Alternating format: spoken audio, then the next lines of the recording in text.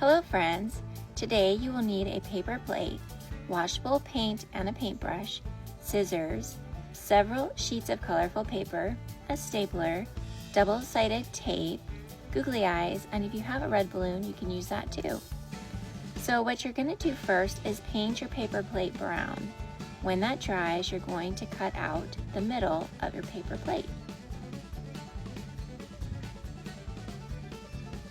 Next, you're going to use strips of paper that are about 1.5 inches wide and staple them to the top of your paper plate.